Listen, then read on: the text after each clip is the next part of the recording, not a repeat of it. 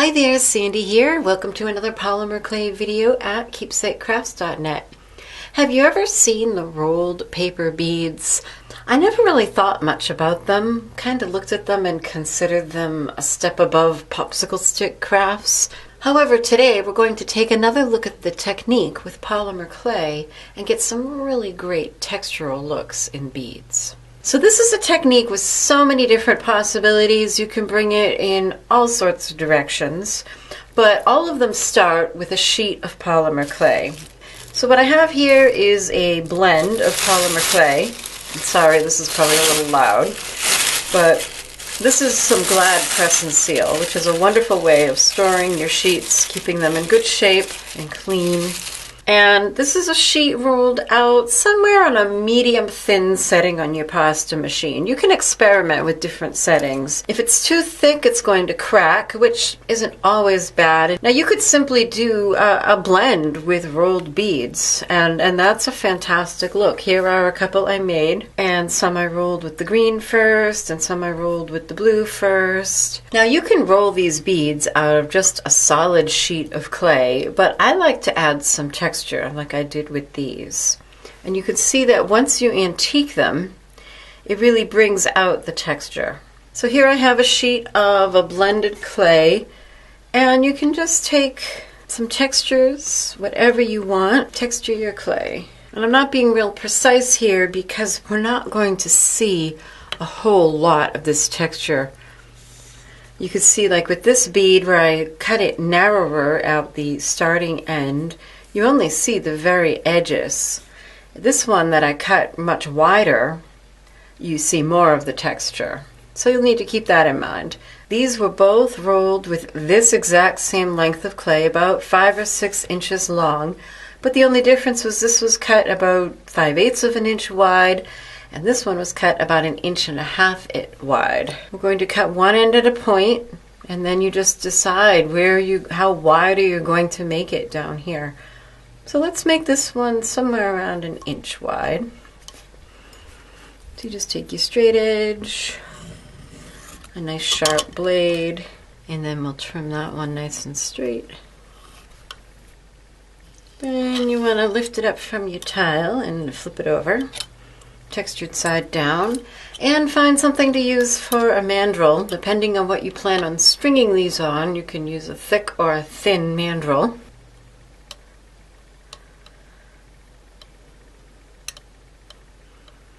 And then you just start rolling it up.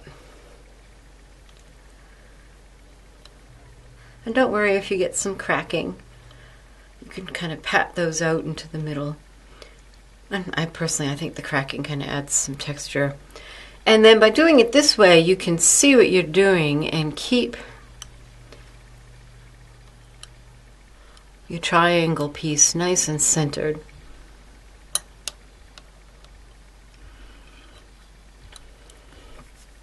And that's it. It's as simple as that. You have a bead. Doing some antiquing with acrylic paint after they're baked really brings out the texture. Here's some faux abalone clay that I made some time ago for one of my dragons, and I never really knew what to do with it, but it makes some gorgeous beads, and really all you're looking at is the color and the texture. Again, here are a couple that weren't antiqued, and here's one that is antiqued. So really go through your sheets of clay, things that you maybe made a while ago, and see what you love just for the colors and the patterns that you can use to make complementary beads. And these would be really pretty if you made a pendant out of this clay and then you strung some of these beads on with it to complement it. And again, just for some more possibilities to consider, this is some stripy blended clay that I silk screened, and once the silk screen paint is dry, you could do the exact same thing. I didn't make samples of this, but it's just something to think about. If you have these leftover sheets of clay, this is a great way to use them without wasting all of your work and the clay. And this would be really pretty. Rolled up, you would see different parts of your silk screen designs. And here's some Bargello-ish clay. I did a video on this. I'll have a link to it for you if you want to check it out. just some leftover clay. It's a little bit on the thick side. So what I did was I cut my triangles and then rolled them through the pasta machine, like down one setting in one direction and then down and one more setting in the other direction to thin them out a little bit. And these I gave a lot more texture to. You get a very subtle texture with your texture sheets. But here's one, you can see it better since I've antiqued it, where you can really add in a lot of interest and texture. And like I mentioned, because this clay is so thick, we got a lot of cracking. And I just love the look of this. I think it looks like something sort of ancient that was dug up. And so the way you would do this, so you would cut your triangle, and I'm going to roll this and thin it out just a little bit more. This is what we do, and we forgot to bring our acrylic ruler down to the recording area. Now, like I said, you get a nice subtle texture using texture sheets, but if you use tools, you can really get a much more pronounced texture. These are just some tools that I found. I think these are wax carving tools. I'll have a link to them. So I can use this, and because as you roll up your beads, you're really going to mostly see the edges, so it's a good idea to just focus on the edges for your texture. And that's how I got that sort of ripply, just interesting edge that see, it's a little bit ruffled, that the paint sits inside of. And you notice the harder I press, the more of like a scallop I get out here, especially since this is a thick sheet of clay. You could take ball tools. Again, focus on where you're actually going to see the pattern. And like on this one, I made a sort of a leaf branching like design. Whatever suits your fancy. And like I said, I didn't think the cracks were a distraction at all. I thought they just added a lot of interest and added texture to the piece. So this is cracking like crazy because it's an old sheet of clay and it's very thick, and that's okay. This will look fantastic once it's baked and then antiqued. And ways you can vary these beads is, of course, to cut longer strips of clay, then you're going to end up with fatter beads. Or the wider your strips of clay to begin with, of course, the wider the beads are. So if you had a really long strip and a not so wide piece, it would turn out to be more of a round bead, whereas a really wide strip that isn't so long is going to be more of an oval. And you just really need to do some experimenting with that to figure out what look you want, what sizes you want. I'd just play and make a whole variety of them. And at last, here are a couple more variations that I thought of that I thought would be fun and interesting.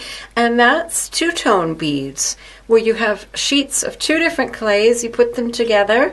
You can run them through the pasta machine on different thicknesses. Obviously, this one with the red and copper is thinner, and this one with the pink and the glitter is a little bit thicker.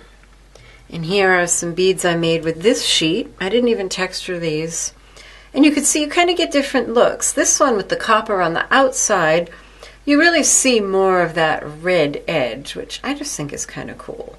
And this one with the red on the outside, you don't notice the copper quite so much. So again, you just have to play around with your particular colors. And then this one, where I've got this kind of pink sticking out, if you were to cut your clay at a bit of an angle before rolling it, you can see this one, this edge on the left here was cut at an angle before I textured it and rolled it. And I got some nice deep textures, by the way, by using these, which are leather stamps. And I love using these on my polymer clay, as I can really put them exactly where I want them and get some nice deep impressions. But you can see by cutting that edge at a bevel, it really reveals that pink edge on here. And that's a really pretty bead. And again, on this one, you don't notice the silver so much on the edges of the pink, but it's there as a subtle sparkle. So I hope this video has fired your imagination and given you lots of ideas for ways you can use up your leftover polymer clay sheets and make some wonderful rolled beads.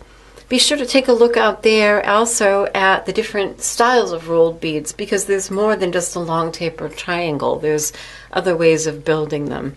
This is just a jumping off point for you to give you ideas to think about in your creativity. So if you are interested in the supplies I used, click on the little tag or the eye in the upper right of the video, or the link in my description box. That will bring you to my blog post where I will have a supply list and links to products. If you love these videos and you've learned something, consider becoming a patron. You can help out with $1 a month. That's just so that I can buy supplies and tools and materials that I can demonstrate for you. You can check out my Patreon page for details. And not only will you have the satisfaction of helping out these tutorials, but you can get great rewards and lots of fun little extras. Be sure to subscribe if you haven't already. Happy creating. Bye-bye.